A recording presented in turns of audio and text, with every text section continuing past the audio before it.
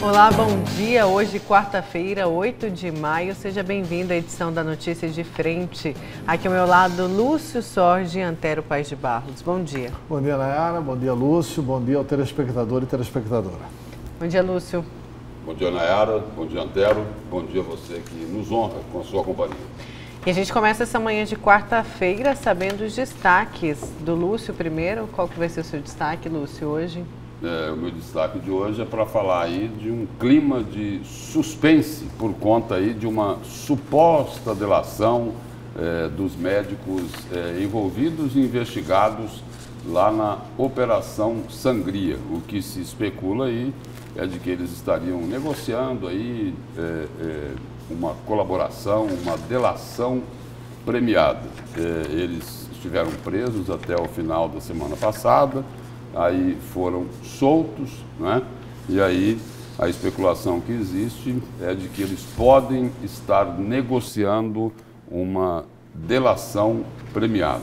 E aí, dentro desse destaque também, eu lembro aqui o seguinte, foi divulgado ontem pela imprensa de Cuiabá que o dinheiro desviado nesse esquema da saúde poderia ter sido, inclusive, lavado por doleiros lá no Paraguai.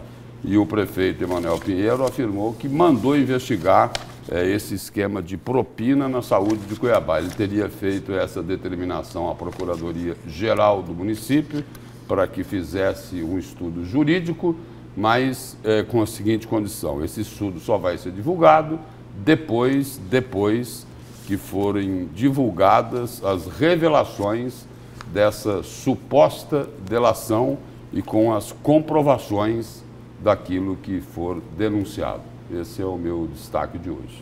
Certo, Lúcio. Antero, e o seu destaque? Meu destaque é o seguinte, que fazendo uma análise, os sinais estão bastante trocados na política, né? O que é velha política, o que é nova política, o que é direita, o que é esquerda, qual que é a origem dessa situação. E a gente está descobrindo o seguinte, o Lula, por exemplo, que todo mundo acusou o Lula de ser de esquerda, o Lula é um esquerdista, né? O Lula é de direita e o Bolsonaro é de esquerda. A gente vai explicar isso, por que o Bolsonaro é de esquerda, por que o Lula é de direita. Essa eu estou curiosa. Os fatos mostram isso. O Bolsonaro é um cara de esquerda e o Lula é um cara de direita. São fatos. E contra fatos não há argumentos. Eu vou mostrar os fatos daqui a pouco. Certo, Antero. Então vamos iniciar esta edição com notícias aqui dos nossos parlamentares em Brasília. Olha só, gastos da verba. Deputado de Mato Grosso vai pedir cassação, cassação de colega do PSL na Câmara Federal. A deputada federal Rosa Neide, do PT, vai protocolar uma representação na Câmara Federal contra o seu colega de parlamento, Nelson Barbudo, do PSL. O motivo para isso é uma montagem que vem sendo compartilhada pelo deputado e seus apoiadores, em que a imagem dos dois parlamentares são colocadas lado a lado e comparando os valores gastos com a cota parlamentar de cada um. A gente tem aí a imagem, é possível ver, entre fevereiro e abril deste ano, a petista consumiu 71 mil e um pouco mais de 71 mil com as suas atividades parlamentares. Já Nelson Barbudo utilizou um pouco mais de 10 mil com as atividades. E ela disse o seguinte: vou discutir com a casa minhas ações, nada com o deputado. Ele cuida do mandato dele, só quero deixar claro o planejamento do mandato para a casa. Foi o que a deputada Rosa Neide disse. O que é? A Rosa Neide está querendo apoiar o Supremo? Censura? Censura. Qual é o problema? O Nelson Barbudo mentiu aí nessa informação? É que foram divulgados os gastos de todos os parlamentares. É algum pecado o deputado divulgar que a Rosa Neide gastou 71 mil da verba indenizatória? 72. 742, né, para ser exato. E o Nelson Barbudo gastou 10.174,19. Qual que é o problema disso? O Nelson Barbudo provou que ele consegue fazer o seu mandato com 10.174,39. e ele pede para o eleitor fazer uma comparação. Não pode fazer isso. Quer dizer, ela vai processar o deputado. E ela até disse ela quer representar o deputado, falta de decoro. Ela está de brincadeira, Rosa. E ela diz que é fake news, mas não é fake news, né? Inclusive os dados estão disponíveis no portal da transparência da Câmara.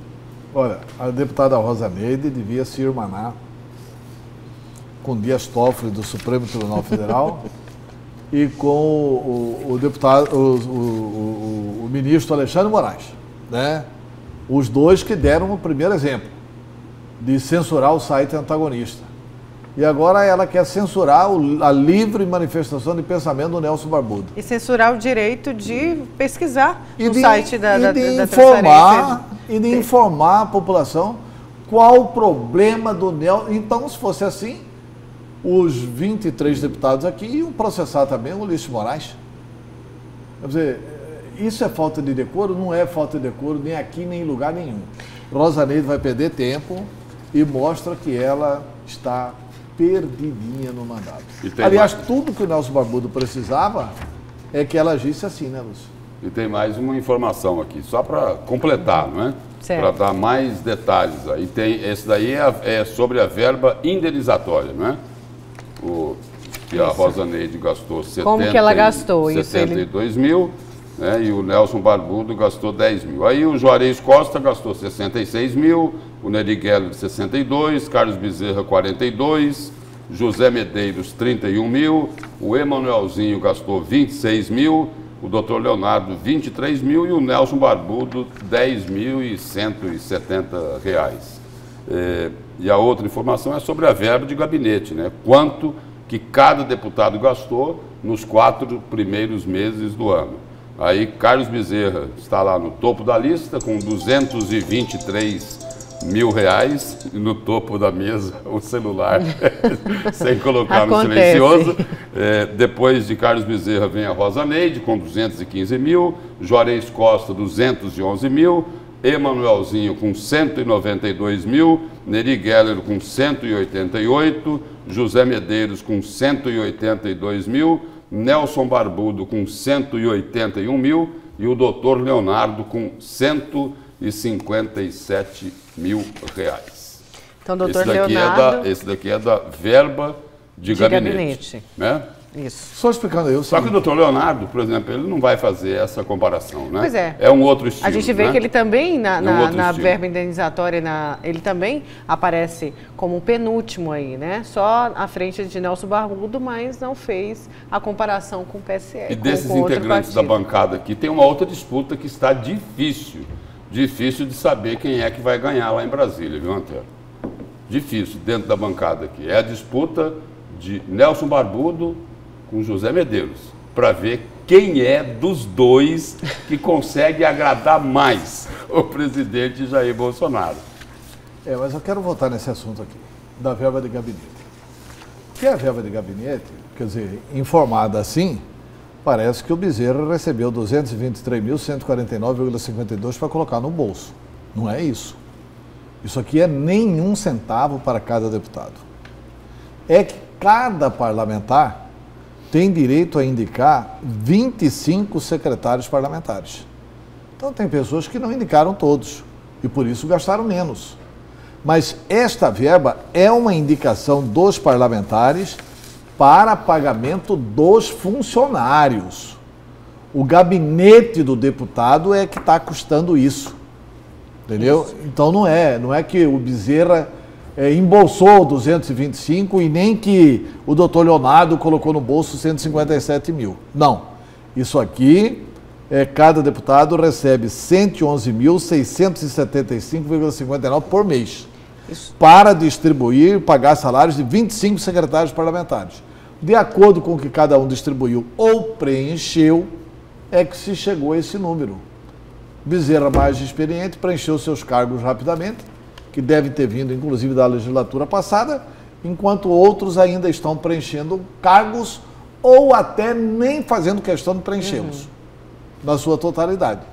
Mas esse dinheiro vai direto para o funcionário. Acho bom a gente explicar isso, porque senão, quanto que ganha um deputado federal?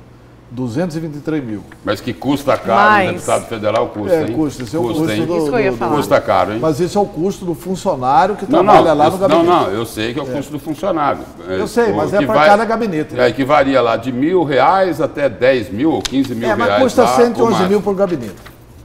Certo? A verba de gabinete é 111.675,59 por gabinete. Aí tem mais a verba indenizatória. Essa verba indenizatória,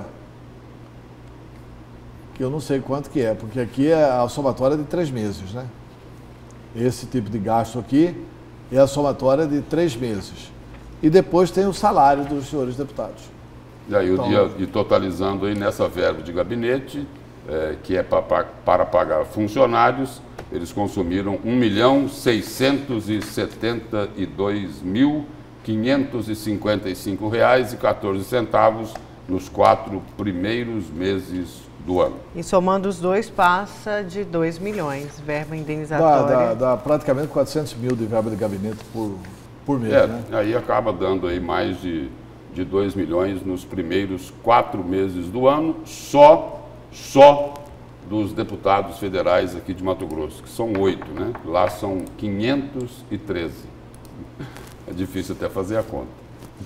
Vamos seguir então, ainda falando, já que a gente citou Nelson Barbudo, então vamos falar do PSL que projeta lançar prefeitos aos municípios polos do estado. A matéria é da Thalita Amaral no portal Gazeta Digital. Até 2018, o Partido Social Liberal era um partido nanico, que mal aparecia em pesquisas e bancadas, inclusive em Mato Grosso, onde havia apenas um vereador entre os políticos do partido eleito. Com a eleição de Jair Bolsonaro em âmbito nacional e nomes como Nelson Barbudo e Selma Arruda em Mato Grosso, o partido se reinventou e se prepara para as eleições municipais de 2020, já estudando nomes para as prefeituras das cidades Polo e também Cuiabá. Segundo o presidente do partido em Mato Grosso, o deputado federal Nelson Barbudo, a estratégia para o próximo ano é lançar o maior número de candidatos ao executivo e legislativo nos municípios. Entre as cidades que já possuem nomes cotados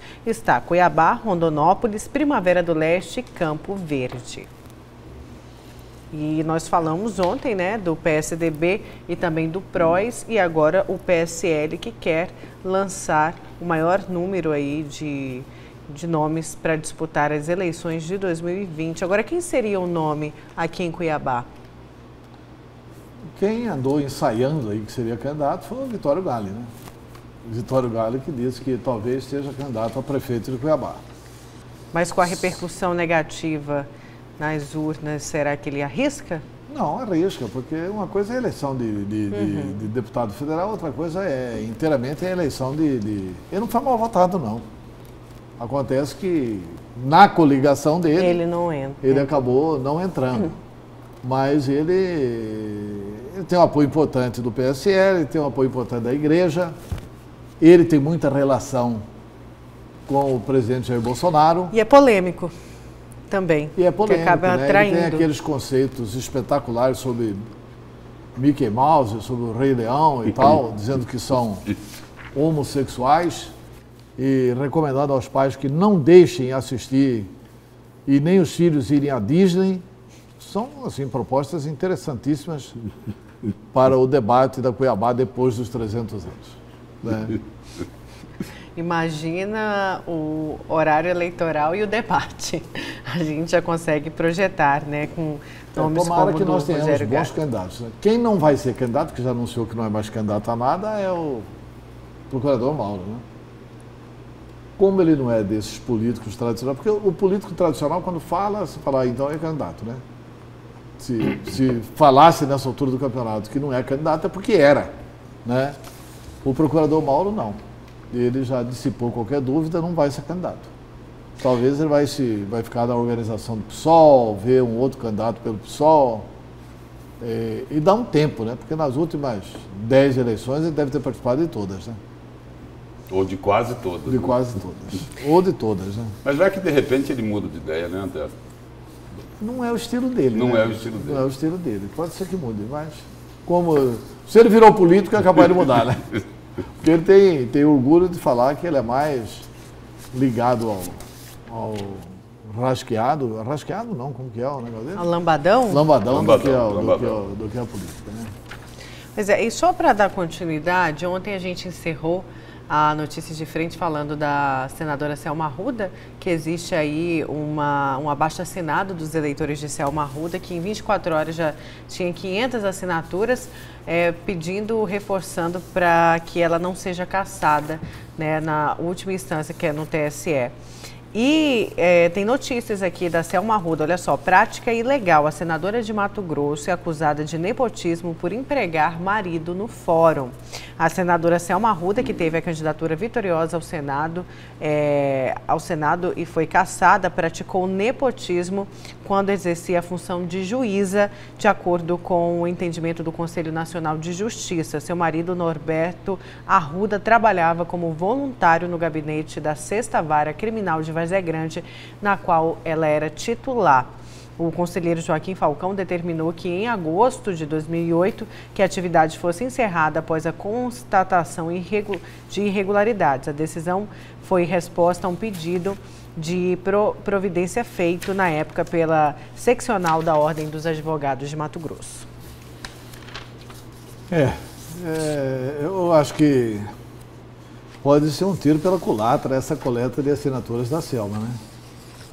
Ela teve 700 mil votos, aí ela lança um abaixo-assinado, teve mais de 600 mil votos, né? Mais. Aí ela lança um abaixo-assinado para, olha, vamos garantir a vontade popular, o sufrágio das urnas, etc. Tal. 500 assinaturas. Tá de brincadeira, né?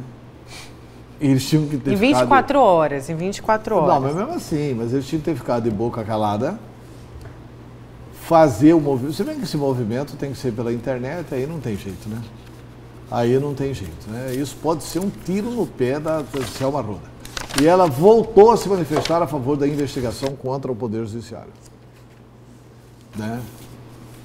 Acho que a Selma Arruda é uma metamorfose ambulante, né? Ela não veio para explicar, ela veio para confundir. Eu, sinceramente, depositava muitas esperanças na Selma Arruda, mas depois dessas trapalhadas todas no início da largada da política, aí ela perde credibilidade. Eu só concordo com ela numa tese. Não fiz isso de má fé. Eu admito que não tenha sido má fé. Inexperiência? Não, foi inexperiência, mas foi assim. Mas ela foi inexperiência, é uma coisa ruim para a juíza. Sim. Que ela é inexperiente e não conhece a lei. Então pode ser manipulada agora também no mandato. Então isso que é difícil, quer dizer, essa era a juíza que não julgava, né? Quer dizer, que não é atenta às leis, mesmo quando ela vai fazer uma disputa importante, como a disputa de Senado, porque quem viu o voto do desembargador Pedro Sakamoto sabe que ali não teve perseguição de coisa nenhuma. Aliás, é bom falar isso para a gente cobrar do TRE. Quando que o Tribunal Regional Eleitoral vai colocar para julgar o embargo de declaração da juíza Selma? Tem que ser rápido, porque não é possível que embargos de declaração agora vai procrastinar a decisão do Tribunal Regional Eleitoral. E acho que um outro questionamento aí sobre esse abaixo-assinado é que resultado prático, objetivo isso pode ter, porque lá no abaixo-assinado eles colocam o seguinte: olha, nós estamos propondo aí esse abaixo-assinado para colher milhares de assinaturas, porque a senadora Selma Arruda, ela está sendo vítima de perseguição pela atuação dela enquanto juíza lá da 7ª Vara Criminal, colocou muito bandido, muito corrupto na cadeia.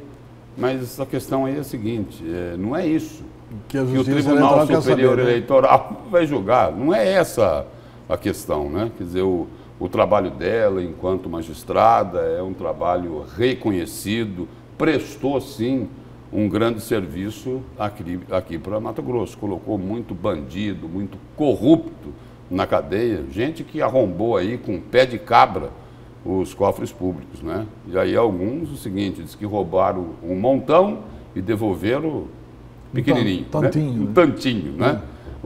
Então, isso daí ninguém não está sob discussão isso, né? Todos reconhecem o trabalho dela pela coragem, pela determinação, pela ousadia da atuação dela enquanto magistrado.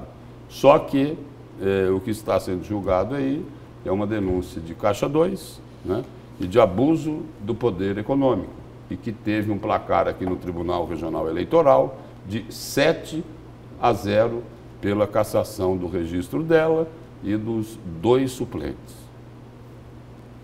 Essa é a questão. É indiscutível o serviço prestado pela juíza Selma no combate à criminalidade. Não, isso não se discute. Não se discute. Mas é também indiscutível que essa tese dela é frágil.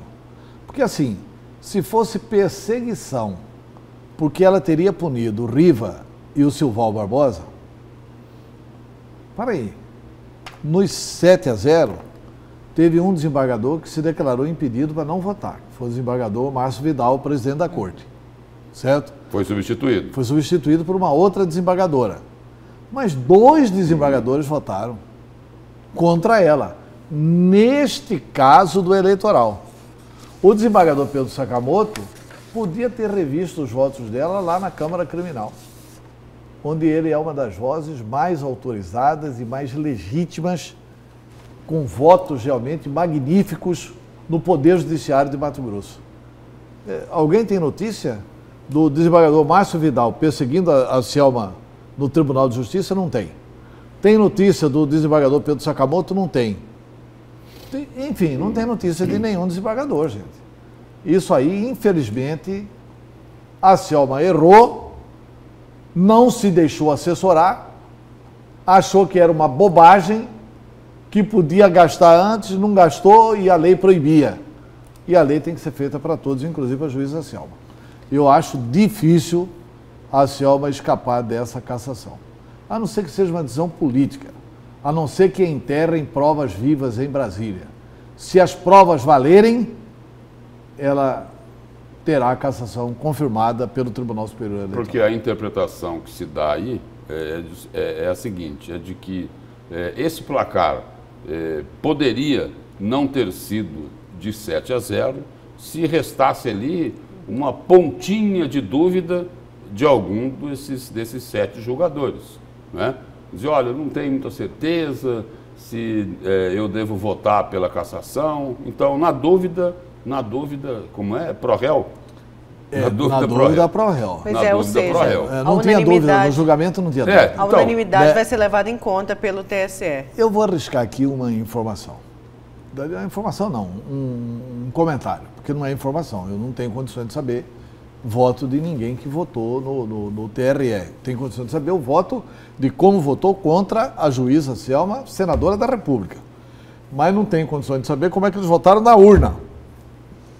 Mas uma pessoa que teve 600 mil votos, tem eleitor dela dentre os que votaram no TRE. Claro, Lúcio. A juíza Selma é muito admirada. As pessoas gostam da juíza Selma. As pessoas lamentam, estão chateadas, chocadas com o fato de ter acontecido isso com a juíza Selma. Ah, pelo amor de Deus, como é que deixa acontecer isso? Decepcionadas também. Mas decepcionadas com ela mesma. Como é que ela não cumpre bem o dever da vigilância? Ela que vigiou tão bem quando estava na vara criminal. Mas são coisas que acontecem, ninguém é perfeito. Né? Você trupica, cai, levanta, e infelizmente, para ela levantar para a política daqui a 16 anos. E só porque são 8 anos depois do que seria o término do mandato dela.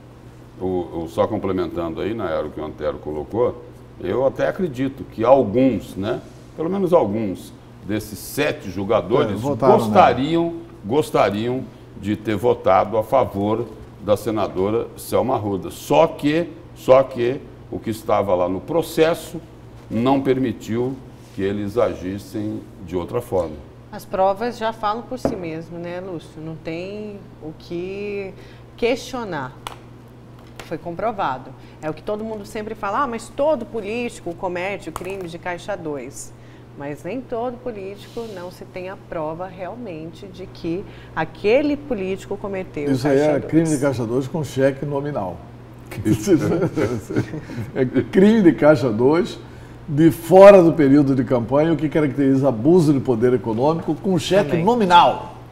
Quer dizer, é uma coisa, é uma modernidade fantástica. Como você disse agora há pouco aqui, é muita boa-fé, não é? Muito boa fé. E ontem a gente também falou das possíveis nomes, né, da presidência agora do PSDB, essa reestruturação que o PSDB vem passando, e eu já chamo o nosso telespectador para acompanhar a matéria do Gustavo Dorileu, do Olhar Direto, que fala o seguinte: com o projeto de reestruturação partido, o PSDB de Mato Grosso pretende contar com a ajuda do ex-governador Pedro Taques e também do ex-deputado federal Nilson Leitão nas eleições do ano que vem, foi o que declarou o presidente reeleito Paulo Borges.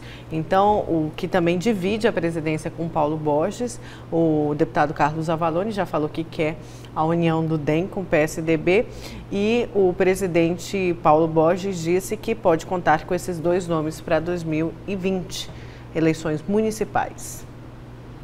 Eu, sinceramente, acho que o Pedro Taques vai ficar afastado um tempo da vida pública e acho que o Nilson Leitão voluntariamente já se afastou. Senão eles teriam ido à convenção do MDB, do PSDB. Se o Nilson Leitão quisesse ter uma atuação partidária, primeiro, ele teria que ter voltado para Sinop, onde ele teria condições de disputar a prefeitura de Sinop com chances de ganhar. Segundo, ele teria vindo na convenção do PSDB. Ainda que não fosse para ser o presidente, para ser alguém integrante da executiva do partido, porque o Nilson teve um bom mandato de deputado federal. O Pedro Taques vai somar o quê? Fala para mim, nessa questão do PSDB. Ele, quando foi governador, ele não olhou para o partido. Ele não contemplou o partido em absolutamente nada. Ele não visitou o partido nem aqui, nem no interior.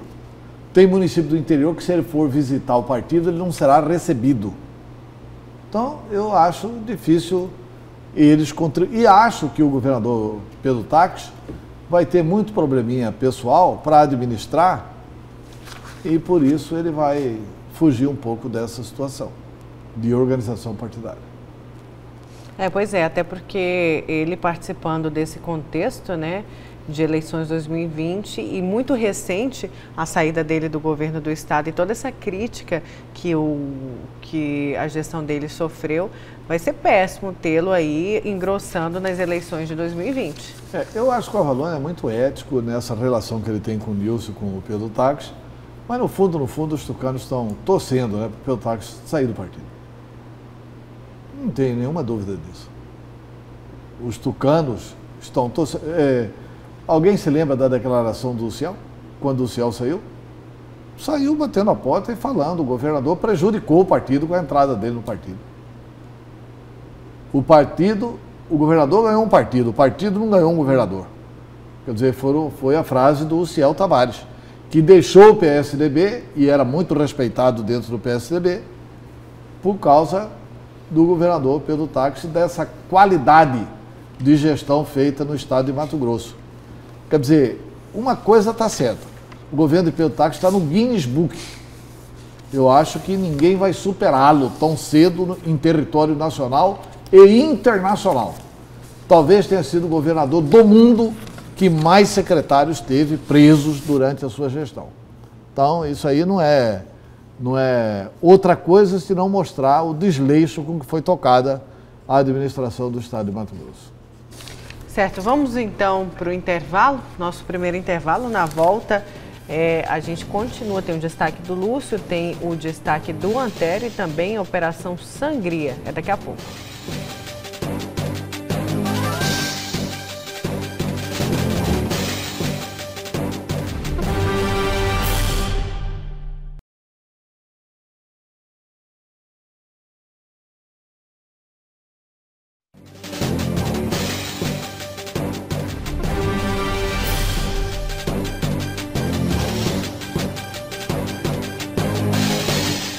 Voltamos com a notícia de frente e vamos falar de Grampolândia Pantaneira. Ontem a gente contou aqui a notícia de frente o nome de 3 delegados que vão dar seguimento às investigações da Grampolândia Pantaneira. E você tem uma informação para a gente, não é isso, Lúcio? Ontem, aqui no Notícia de Frente, nós tratamos dessa questão, foi até tema aí do comentário do Antero. e me telefonou ontem à tarde o delegado Mário Rezende, que é o delegado geral da Polícia Civil de Mato Grosso. Primeiro ele pediu para cumprimentar a Nayara, cumprimentar o Antero, né, que ele é um telespectador do programa, e falou, olha, só para recolocar a informação, o seguinte, o doutor Flávio Stringueta, o delegado que atuou lá na primeira fase das investigações da Grampolândia, o delegado-geral da Polícia Civil, Mário Rezende, disse que convidou o delegado Flávio Stringueta para fazer parte das investigações agora, na sequência aí do que ficou conhecido aí como Grampolândia Pantaneira. Diz que convidou, inclusive, não só informalmente, mas fez o convite formal ao delegado Flávio Stringueta, que declinou do convite aí, me parece, alegando questões pessoais. E aí ele complementou a informação dizendo o seguinte, que não teria condições dele convidar a outra delegada que atuou também lá junto com Flávio Stringueta, a delegada Ana Cristina Feldner, porque ela está de licença maternidade. E disse também o seguinte, que a escolha desses 3 delegados aqui, o Rafael Mendes Escatalon, que é delegado regional lá de Pontes de Lacerda, a Janira Laranjeira Siqueira Campos Moura, que está lotada na delegacia especializada de homicídios e proteção à pessoa de Cuiabá, e a Luciana Batista Canaverde, que é lá da delegacia regional de Água Boa, de que o convite a esses 3 delegados aí pela competência que eles possuem, pelo trabalho que eles já demonstraram na Polícia Civil e que vão trabalhar exclusivamente nessas investigações dos grampos telefônicos ilegais. Essa é a informação do delegado-geral da Polícia Civil, Mário Rezende, que nós estamos registrando aqui. E que ele colocou também o seguinte, que como são delegados que não têm envolvimento nenhum com as partes envolvidas, poderão atuar aí, ou até confirmando até o que já foi investigado, o que já foi levantado, mas que não tem como eles serem questionados, porque não tem envolvimento com nenhum desses que foram investigados aí na Grampolândia Pantaneira. Ou seja, querendo dizer o seguinte, que eles teriam independência e total imparcialidade aí para trabalhar nesse caso. Bom trabalho, né? É porque o Stringueta e a Ana Cristina Feldner haviam feito um bom trabalho. Indiscutivelmente fizeram um bom trabalho.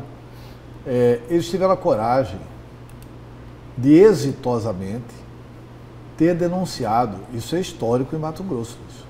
É a primeira vez que 2 delegados de polícia, um homem e uma mulher, o Stringueta e a Ana Cristina Feldner, fazem uma investigação que culmina, inclusive, com a prisão do superior deles, o Roger Jarbas, que acabou preso por causa dessa investigação feita por 2 colegas que eram subalternos a ele. Mas a boa polícia é aquela que pune os crimes da polícia. Mas é preciso também destacar que Flávio Stringueta tinha já problemas com o secretário Jarbas, não é, Antero?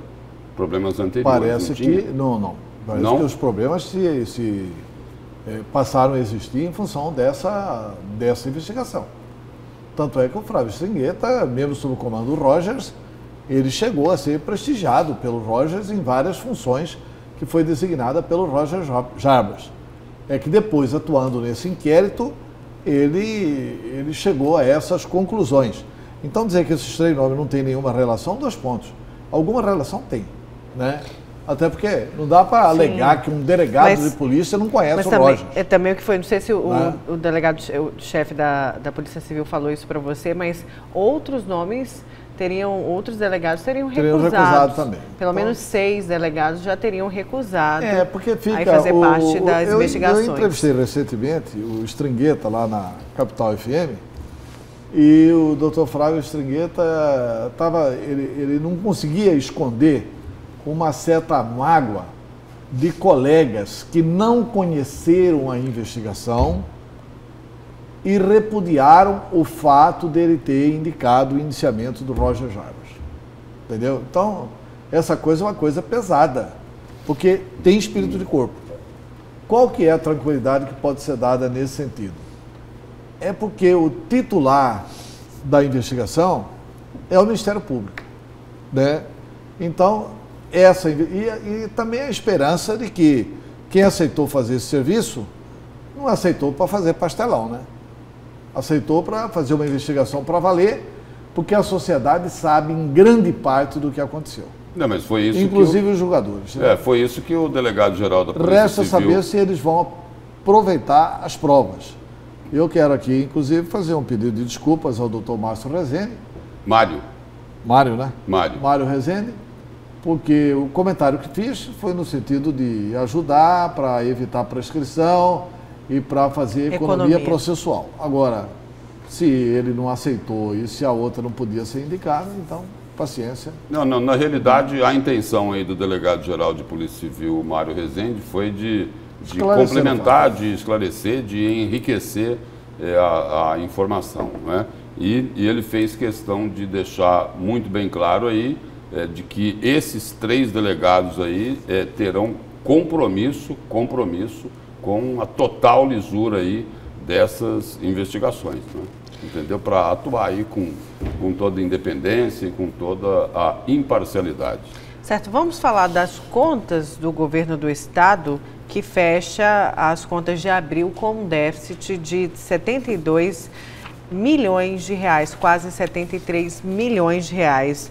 Essa matéria que está aqui no portal Gazeta Digital, o governo anunciou ontem que fechou abril de 2019 com um déficit de 72,8 milhões de reais. O valor é a somatória de tudo que foi arrecadado e o que foi pago e as despesas não pagas no mês. Apesar do rombo, o déficit foi inferior ao registrado no início do ano, que foi de 118 milhões. Em abril, o Estado arrecadou, e tem aqui a arte, aqui a gente pode ver na arte da SECOM, do governo do estado, aí na tela. Olha só, o saldo da conta em 1º de abril e a arrecadação do governo em abril de 2019. Aí tem o salário dos servidores ativos, os salários dos servidores aposentados, repasse obrigatório aos tribunais, isso também é muito importante, o repasse obrigatório à Assembleia, Ministério Público, Tribunal de Contas, Defensorias,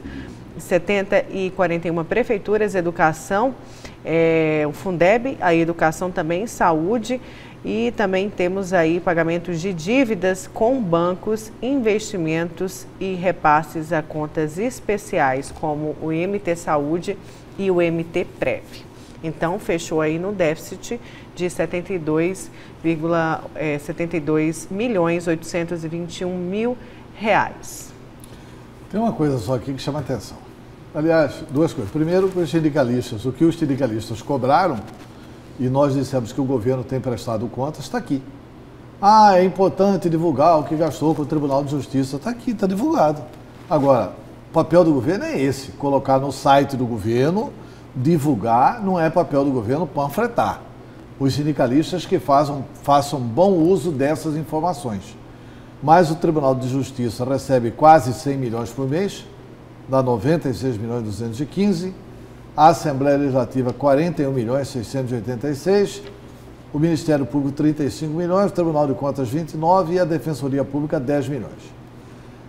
Tem um dado aqui que a verba é pequenininha, é o menor repasse de todos eles, mas é significativo. Repasse obrigatório ao FABOV, o que é isso? FABOV é entidade privada, né? IAGRO, CIPEM, também é entidade privada. E DETRAN é público. O DETRAN, aliás, ajuda o governo repassa bem menos. Aliás, o governo se apropria de dinheiro do DETRAN e não repassa dinheiro ao DETRAN. O FABOV, que é o Fundo de Apoio à Bovinocultura de Corte. O IAGRO, não sei o que é, o CIPEM é uma entidade que cuida da questão de madeira. Da madeira. Né? Recebe dinheiro público. Está correto isso? Interrogação. Não sei se está correto ou não. Estou só interrogando. Pode ser que sim, pode ser que não. Né? Pode ser que sim, pode ser que não. Mas A UIAGRO, que é a Agência Estadual de Defesa Sanitária Animal e Vegetal.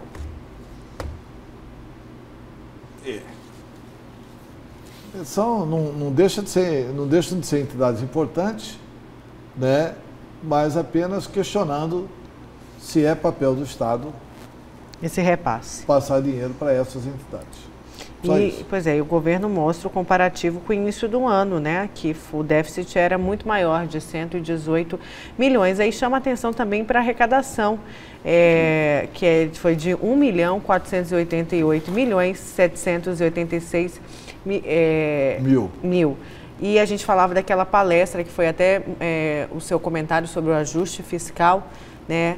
E que fazendo o ajuste fiscal que o Espírito Santo conseguiu e consegue arrecadar muito mais do que um estado do mesmo porte do Espírito Santo. Né? E foi seu comentário mostrando que é preciso cada vez mais criar medidas e também de combate à sonegação, né? O Espírito Santo conseguiu principalmente cortando despesas. Mas tem ainda aqui nesse relatório, Antero, uma informação que, para mim, é a mais importante de todas elas, para poder chamar a atenção do que acontece com as contas públicas aqui de Mato Grosso. Olha só, está lá no último parágrafo dessa reportagem do Gazeta Digital, antes desses números que você falou aí, antes do FABOV, do IAGRO, do CIPEM, em investimentos, o Estado destinou a quantia de R$ 12.486.770, de uma arrecadação de quanto, não era? 1.488.500 milhões de reais, para arredondar. Ou seja, sobraram o quê? Pouco mais de 12 milhões de reais para investimento. O resto foi tudo pagando conta. Pagou lá dívida bancária de 92 milhões de reais, pagou saúde, tudo bem, tudo isso tem que ser pago. Liberou dinheiro para os municípios, 298 milhões para os poderes, quase 100 milhões para o Poder Judiciário, mais de 40 para a Assembleia, 35 milhões para o Ministério Público, quase 30 milhões para o Tribunal de Contas, 10 milhões para a Defensoria e 12 milhões para investimento. É por isso que é importante o ajuste que está sendo feito. Porque é o seguinte, porque o resultado aí da arrecadação de impostos precisa chegar lá na ponta, para a sociedade. Exatamente. O serviço público tem que chegar a todos. Exato, é isso. E não colocar todos dentro do serviço público. E isso não é, pelo amor de Deus, crítica ao funcionalismo. Não. Isso não é crítica ao funcionalismo. Quer dizer, o Estado não pode ser administrado para dar dinheiro aos poderes, para pagar a folha salarial, e o serviço público não chega na ponta.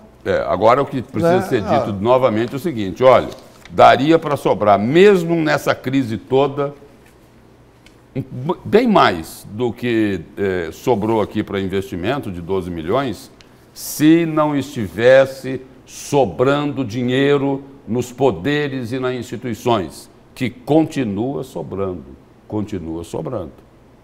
Não é? Continua sobrando.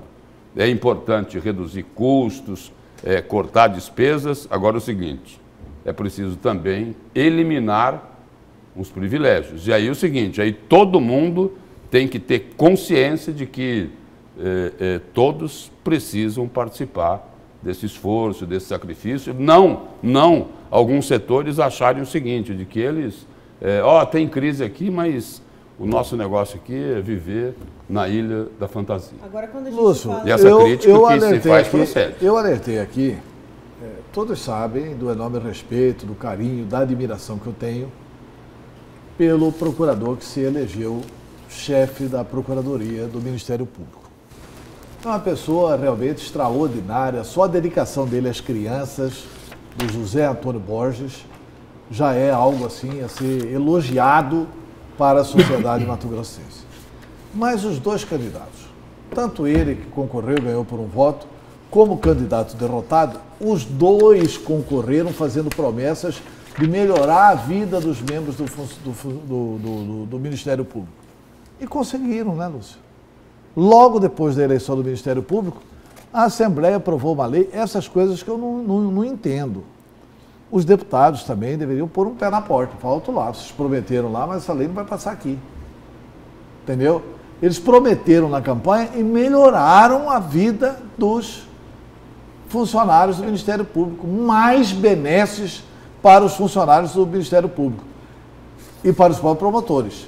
Isso significa dizer que aumenta um pouco a ira, a zanga, a brabeza do servidor público do Poder Executivo. É com isso daí. Porque vê nos outros poderes que os outros poderes não se sentem parte do Estado. Os outros poderes sentem o seguinte: da nossa parte aqui, essa é a não aceitamos reduzir nada, né? E vocês se virem aí com as migalhas. É exatamente essa cobrança que os representantes aí do Fórum Sindical, que representam os servidores do Poder Executivo, é essa cobrança que eles fazem. Eles dizem o seguinte: olha, o Oscarlino Alves até citou aí em tom de brincadeira, mas serve para ilustrar a questão. Ele falou: olha, só os servidores do Poder Executivo que estão lá na fila do Hemocentro doando sangue, os servidores dos outros poderes não tem problema nenhum, a vida deles está tranquila, não é?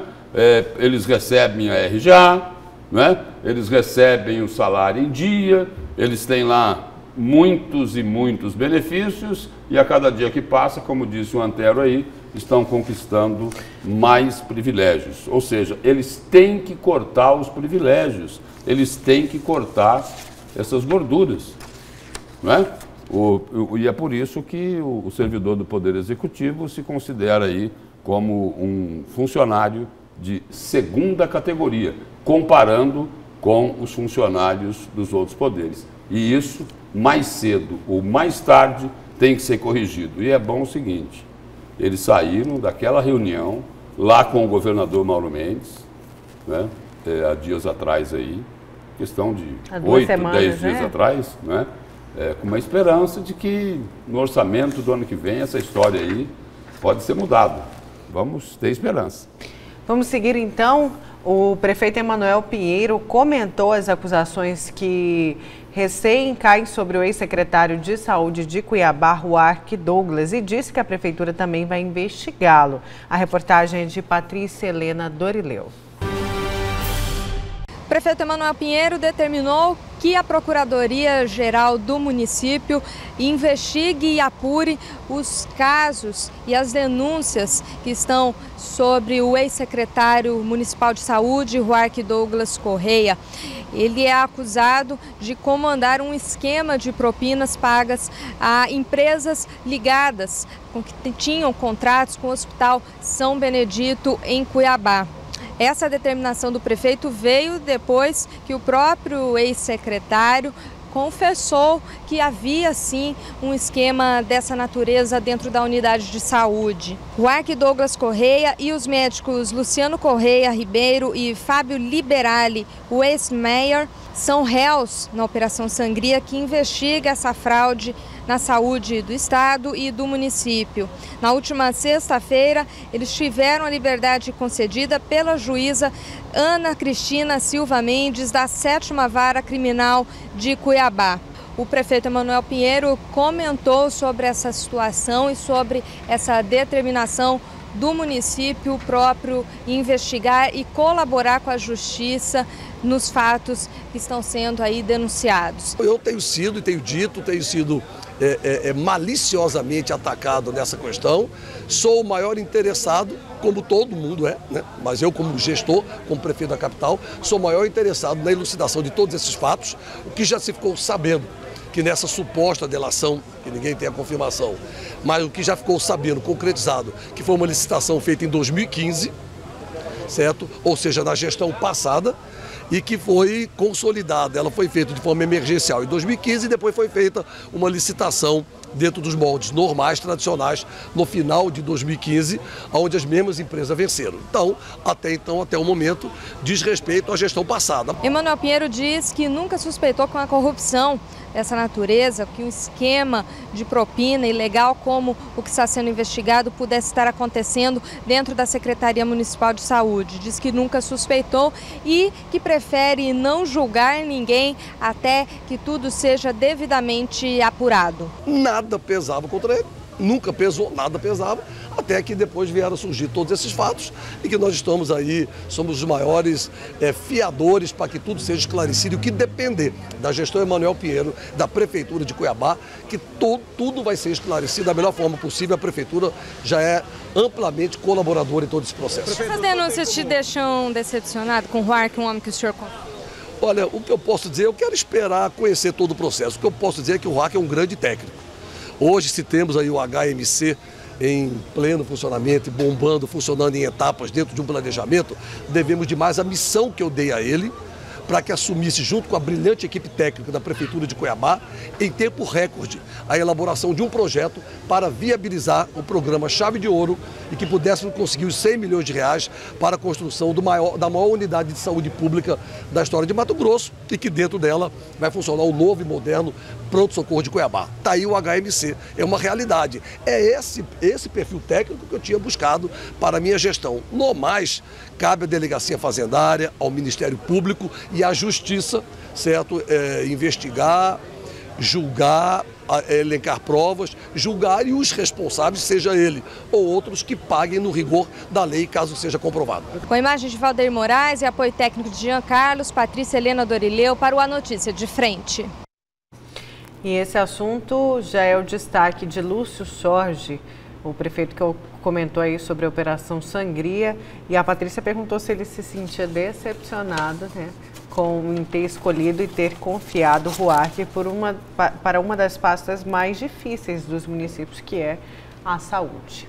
E dando sequência aí nesse assunto, Nayara, a juíza lá da 7ª Vara Criminal, a Ana Cristina Silva Mendes, ela diz que liberou lá os 3 médicos que estavam presos, né, na semana passada, entre eles o ex-secretário Roark Douglas Correia, depois deles terem confessado, entre outros casos, a fraude em um processo licitatório superior a 5 milhões de reais no Hospital São Benedito em 2015.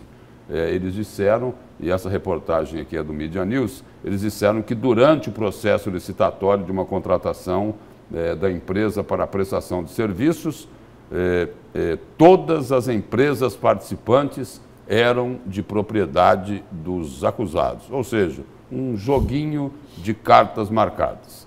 Aí, segundo os médicos, a irregularidade começou ainda no termo de referência da licitação, que é a fase interna do procedimento, quando é feita a composição dos preços dos serviços contratados. E aí, reforça-se novamente aqui o termo de referência citado, aí tem um monte de número, um monte de letra, /2015. Bom, e aí complementando, o documento previa a contratação de pessoa jurídica por meios de profissionais especializados na área de saúde, e aí foi mais de 5 milhões, e aí vem os preços aqui de área por área, e uma visita médica lá nesse termo de referência aqui, na licitação, era de R$ 600 a visita matutina por paciente. Será que é porque era bem cedinho, é isso? Que custava isso? Bom, é interessante observar que isso daqui é de 2015. Aí o que se pergunta é o seguinte, e aí? Isso foi lá em 2015, na administração do ex-prefeito Mauro Mendes. De lá para cá, pelo que se tem notícia, por tudo que foi divulgado, pelas investigações da Operação Sangria, o esquema de fraude aí, de corrupção, de propina, corria solto. Isso daí foi investigado, foi checado, esses preços que eram cobrados, alguém se interessou para saber se eram os preços praticados no mercado, quer dizer, aí também é tarefa aí dos órgãos de controle e de fiscalização e também de quem contrata o serviço. E aí, dentro desse fato aqui, desse assunto, mais uma informação que foi divulgada ontem, de que o dinheiro desviado no esquema da saúde, nesse escândalo da saúde aqui em Cuiabá, era lavado por doleiros, dando conta de uma conexão entre as cidades de Pedro Juan Cabaleiro, no Paraguai, e Cuiabá, que serviria para lavar parte do dinheiro que era usado para abastecer políticos e agentes públicos em esquemas investigados pela Operação Sangria. E aí é o seguinte, aí diz que esse dinheiro ia para lá e depois ele voltava em espécie, nota em cima de nota, utilizando aí pequenas aeronaves. Bom, e que teria abastecido também esse dinheiro aí, esse dinheiro resultado da corrupção, da propina, teria abastecido campanhas eleitorais no ano passado e eram distribuídos por agentes ligados a políticos de muita expressão aqui em Mato Grosso. E nos bastidores, o que se comenta é de que o clima seria de muita tensão, de muita apreensão, de pessoas que estariam assim muito preocupadas com esta suposta delação dos médicos aí que são investigados na Operação Sangria, com destaque para o ex-secretário de Saúde, Ruarque Douglas Correia. A imprensa já divulgou há dias atrás de que essa suposta delação pode envolver, inclusive, alguns deputados e muitos vereadores. É aguardar para saber o que é que vai acontecer. O prefeito chegou a divulgar também a informação, o prefeito Emanuel Pinheiro, que nesta determinação a Procuradoria-Geral do município, para fazer um estudo jurídico aí sobre esse caso, para dar mais transparência, para auxiliar os órgãos de controle e fiscalização, ele determinou isso. Só que esse estudo só seria divulgado depois que fossem reveladas as delações que se supõe aí que estão sendo feitas à Justiça. Primeiro, antes de divulgar o estudo lá da Procuradoria, vai se aguardar a divulgação dessas supostas delações e as consequentes comprovações daquilo que pode vir a ser denunciado. Essa é a posição da Prefeitura de Cuiabá. E clima tenso, como o Lúcio falou,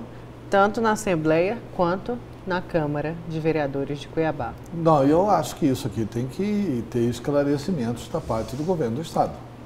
Né? Do governo do Estado e, mais especificamente, das pessoas ligadas ao prefeito Mauro Mendes. Ao prefeito da época, Mauro Mendes. Porque veja bem um trecho. Primeiro, vou afirmar aqui, não há delação. Por que eu estou afirmando isso? Eu estou afirmando isso por um trecho do depoimento. Eu vou ler esse trecho do depoimento, Lúcio, exatamente para que a gente possa compreender o detalhamento. Veja bem. Na oportunidade, com o fito de demonstrar a conduta colaborativa, os embargantes confessaram que durante a composição de preço no termo de referência número tal de 2015, do Hospital São Benedito, as empresas participantes eram todas de propriedade dos embargantes e que no curso da execução do respectivo contrato administrativo, houve o pagamento mensal de vantagem indevida a agente público, isso lá em 2015. Pagamento mensal de vantagem indevida a agente público, de modo que pretendem detalhar, não detalharam, de modo que pretendem detalhar a forma de pagamento em favor de agentes públicos, não somente no contrato com o Hospital São Benedito, mas também em outras unidades hospitalares. Portanto, o Ruarque estava com desonestidade em 2015 e continuou com desonestidade até agora. Então, por onde passou, vai ter problemas a gestão do Ruarque. Vai ter que constar na delação. O que está muito claro aqui nesse depoimento? Ele está fazendo um roteiro, mais ou menos, do que tem. Já teria uma minuta, viu, Antero? Uma informação de que já teria uma minuta que foi oferecida às autoridades para que as autoridades avaliem essa minuta que pode resultar na delação. Na delação. Na oficialização da delação. E mais uma informação aí, antes de você complementar. Teria hoje aí já uma força-tarefa conjunta envolvendo 3 promotores do Ministério Público Estadual e mais 2 ou 3 procuradores do Ministério Público Federal em cima dessa investigação, em cima desse caso aí da Operação Sangria, que pode resultar numa delação. Pode resultar numa delação. Eu acho que esse é o foco mais correto, jornalisticamente, porque assim, que pretende detalhar a forma de pagamento. Então eles foram liberados, porque manifestaram claramente, inclusive por escrito, que eles pretendem confessar tudo. E pretendem detalhar, pretendem juntar provas. E a isso se dá, tecnicamente, o nome de delação. Eles pretendem detalhar isso e depois, evidente, os advogados deles vão estar em negociação com o Ministério Público para ver o que é que o Ministério Público oferece de vantagem. Vai depender muito da qualidade das provas que eles apresentaram. O que está aí, pelo que você mesmo acabou de relatar, da reportagem aí, eles disseram o seguinte, é lá de 2015, começou aqui, mas tem muito mais. Mas não parou mais. Isso. Não parou mais. Mas também outras unidades hospitalares. Isso aqui, muito provavelmente, os promotores têm a obrigação de perguntar para eles o nível da interferência deles na crise da Santa Casa. Pois é, mas... Porque o Presa denunciou que eles tentaram... É nesse ponto que eu ia essa tocar. chantagem com a Santa Casa. E não só o Presa, como a ex-secretária de Saúde também, Elisete Araújo, disse que o descontentamento dos servidores ali dentro era justamente porque o ex-secretário Ruarque era muito mais comercial do que efetivamente um secretário, um gestor público. Ele trabalhava mais para o comercial, para a própria empresa, do que para a saúde da capital. Eu não vou ser aqui analista de declarações, né? Mas discurso tem que ter lógica, tem que ter coerência. Não tem lógica o elogio que o Emanuel fez para o Ruarque, que acabou de fazer. Quer dizer, a indignação do Emanuel não passa. Porque ele tem que falar que ele estava traído, fui traído, se aconteceu alguma coisa na minha gestão, fui traído. Ele tinha que falar que o Ruarque pisou na mão. O Ruarque está confessando o crime. O que você sabe do Ruarque? É um excelente intensivista. Foi esse o homem que eu coloquei na Secretaria de Saúde. Mas ele podia ter completado. Fiquei decepcionada com a sua atitude. Decepcionado. Porque é um homem com essa formação, e ele é realmente muito respeitado entre os médicos. Sugiro, inclusive, que ele mude daqui, né? Porque vai ficar difícil, né? A relação médico-paciente. Ele, que é um técnico brilhante, vai viver em outro lugar. Quer dizer, esses caras, Lúcio, eles ganham 50, 60, 70 mil por mês. É o que falávamos Quer dizer, dos salários não sei altos. E porque ainda se envolvem em atos de corrupção. Que precisa praticar corrupção, roubar dinheiro público e dinheiro da saúde pública. É necessário nomes de um por um dos agentes públicos que pegaram o dinheiro da saúde pública. Doa quem doer lá. Né? Doa quem doer. E se tiver aí essa delação que estaria sendo negociada, né? Ver se, por exemplo, se vão ter aí todos os detalhes que os médicos prometeram, né? Porque, segundo eles, existiriam muitos e muitos detalhes. Aí é esperar para ver se todos estarão lá nessa futura delação ou suposta delação, se ela acabasse confirmando, né?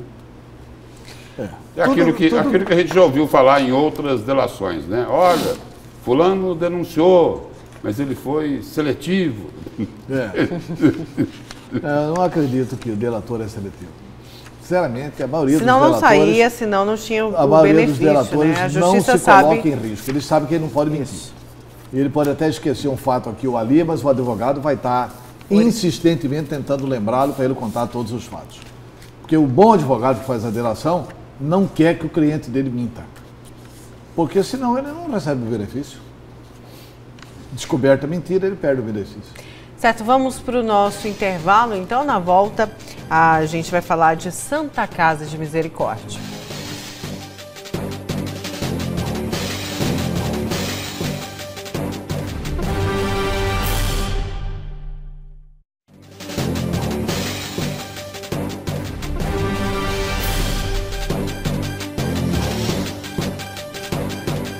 Voltamos com a última parte do programa Notícias de Frente desta quarta-feira e vamos falar de Santa Casa de Misericórdia agora. Uma reunião ontem à tarde no Tribunal Regional do Trabalho discutiu os direitos trabalhistas dos funcionários que ainda têm vínculo com a unidade de saúde e os que ainda devem se desligar. Os detalhes com o repórter José Porto. Bom dia, bancada. Bom dia a você que nos honra com a audiência aqui na Notícia de Frente. Pois é, os funcionários da Santa Casa de Misericórdia de Cuiabá estão muito próximos de resolver a pendência dos salários atrasados. De outubro de 2018 a abril deste ano, são 7 meses em que a Sociedade Beneficente Santa Casa, que fazia a gestão do hospital, não pagou os salários, ou seja, aí um montante bastante expressivo quanto a isso. Com uma requisição administrativa por parte do governo do estado e da Secretaria de Saúde, o governo propôs em antecipar em mais de 20 meses o montante dessa questão administrativa que é paga para a Santa Casa, em torno de R$400 mil por mês. Com isso, o governo disponibiliza aí em torno de R$10 milhões, que é um montante que dá para cobrir os salários atrasados de aproximadamente 780 funcionários da Santa Casa. Um alívio muito grande para quem está aí há 7 meses sem receber um centavo, amargando dívidas e muitos problemas. Agora, para dirimir essa questão toda, o que acontece? Houve um entendimento, uma reunião emergencial com o Tribunal Regional do Trabalho,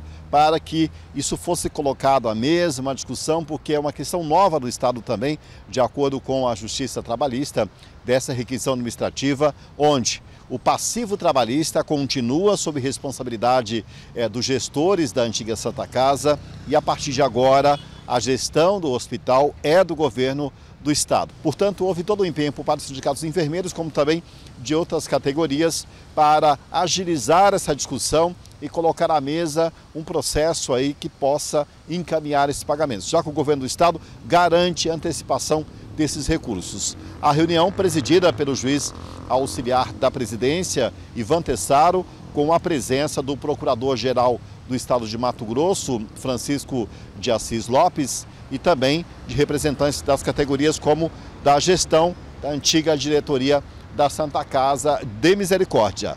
Na mesa, os encaminhamentos, porque o Tribunal do Trabalho terá uma conta administrativa para receber esses recursos e fazer os pagamentos para os funcionários que estão aí 7 meses a sem receber. O sindicato se antecipou aos passos, entramos com uma ação no sábado, gerou-se um novo processo com um novo número de conta bancária, assim possibilitará o governo do estado a fazer o depósito nessa conta, e essa reunião aqui é apenas para que nós confeccionarmos uma ata, onde nessa ata será direcionado o valor de 7 meses, de pagamento de 7 meses de salário, para os trabalhadores de enfermagem do hospital todo, que estão há 7 meses sem receber. Então, nada mais é que uma ata para amarrar as pontas, porque o decreto ficou muito solto, do jeito que estava no decreto. Se o dinheiro caísse, quem entrou com ações há 4 anos atrás teria prioridade, e não o pessoal que está passando necessidade, que são os 780 trabalhadores que estão contemplados. É um desafio.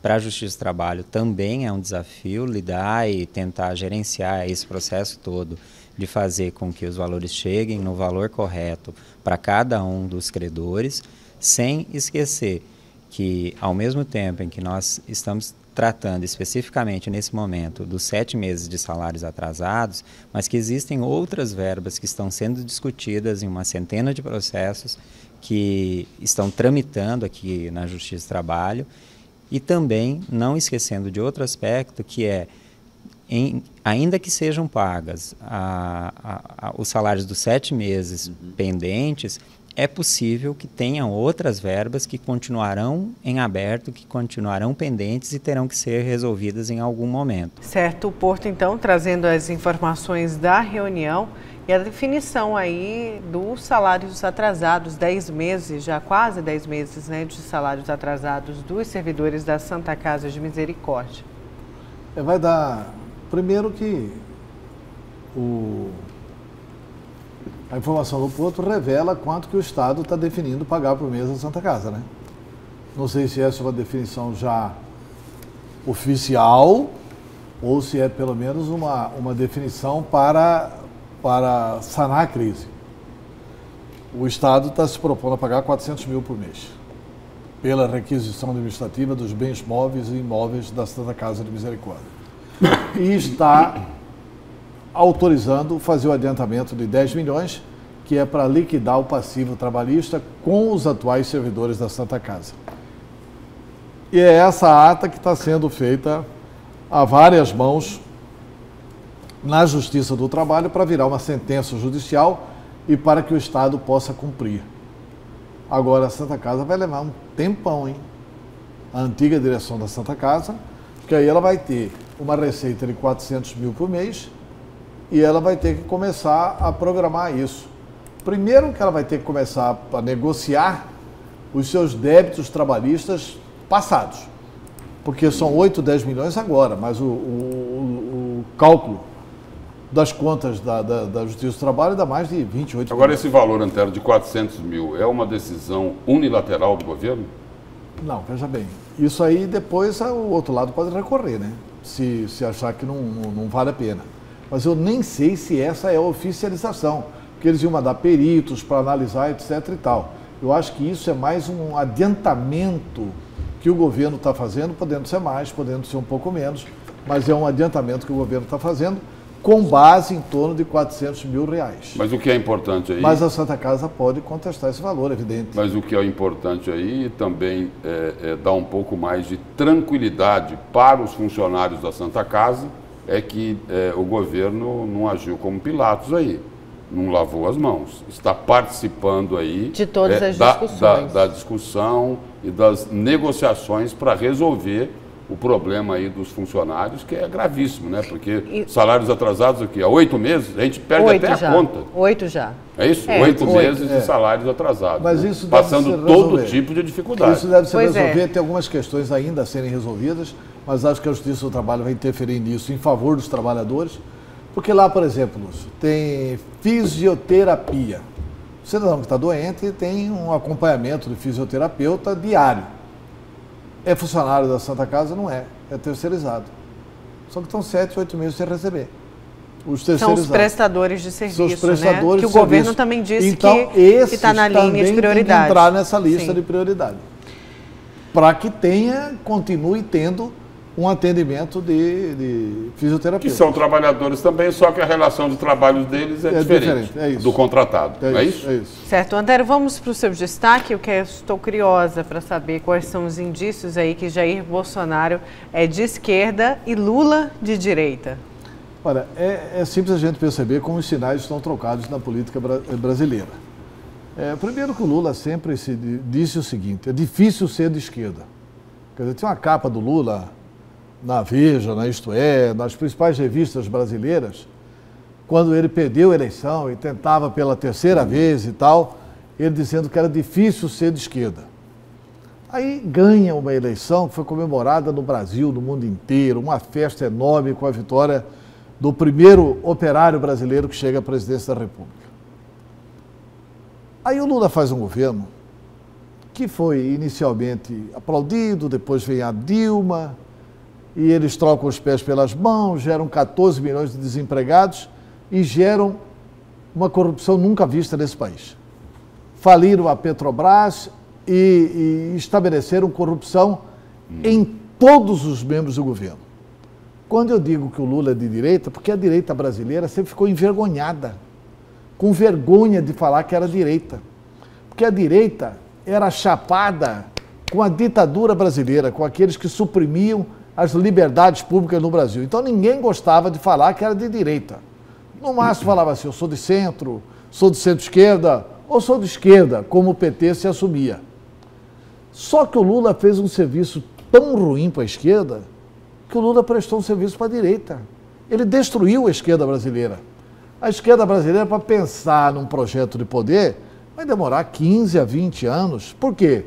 14 milhões de desempregados, roubalheira na Petrobras, roubalheira em todos os setores, a maioria dos dirigentes do PT presos, etc. e tal. Então o Lula atuou para facilitar a vitória do Bolsonaro.